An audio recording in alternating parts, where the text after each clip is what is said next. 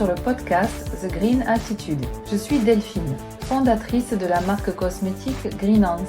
Bienvenue sur mon podcast qui aide à rendre le monde meilleur et où ensemble nous abordons comment améliorer au quotidien notre impact sur notre planète. Si vous ne savez pas comment vous y prendre ou par où commencer, alors vous êtes au bon endroit. Si cela vous plaît et afin de soutenir ce podcast, n'hésitez pas à vous abonner sur votre plateforme d'écoute préférée, à le noter, le commenter, et je vous le dirai avec plaisir, et le partager sur le réseau social de votre choix. Bonne écoute! Je suis sûre que tu t'es déjà demandé d'où pouvait bien provenir la mousse dans le savon. Question existentielle, n'est-ce pas? Et puis le savon a-t-il toujours moussé? Il faut bien reconnaître qu'en tant que consommateur, nous sommes accros à la mousse.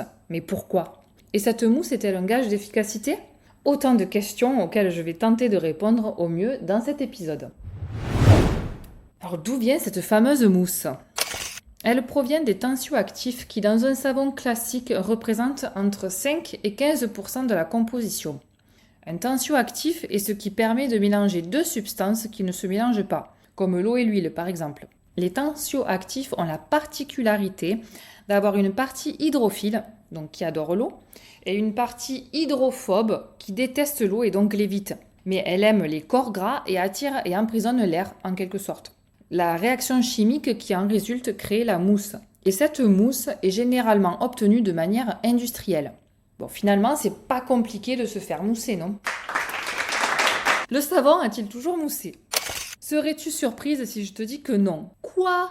On m'aurait menti? Bon, ce n'est pas vraiment du mensonge. En vérité, le savon traditionnel est à lui tout seul un tensioactif qui a pour objectif premier d'emprisonner la saleté en vue de l'éliminer au rinçage. Les savons artisanaux ont tendance à ne pas mousser ou très peu, ils sont même plutôt crémeux car à base d'huile végétale.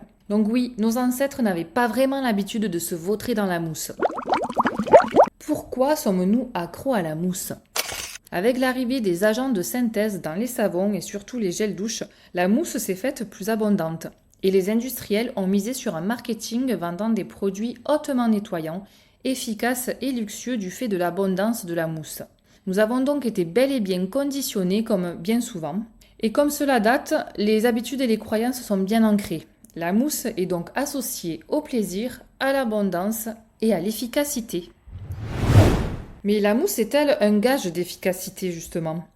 Elle permet d'étaler plus facilement le produit et c'est vraiment sa plus grande qualité. Mais elle a surtout été utilisée à la base par les industriels pour une question de coût. Fabriquer des savons à base de produits de synthèse est plus rapide et moins coûteux. On fait donc plus de marge et avec un bon marketing, on fait croire aux consommateurs que c'est la révolution dans la salle de bain et un incontournable.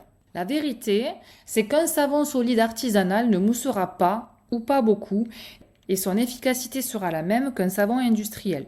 La différence, c'est qu'il sera plus doux pour la peau et sa composition et sa fabrication non polluantes.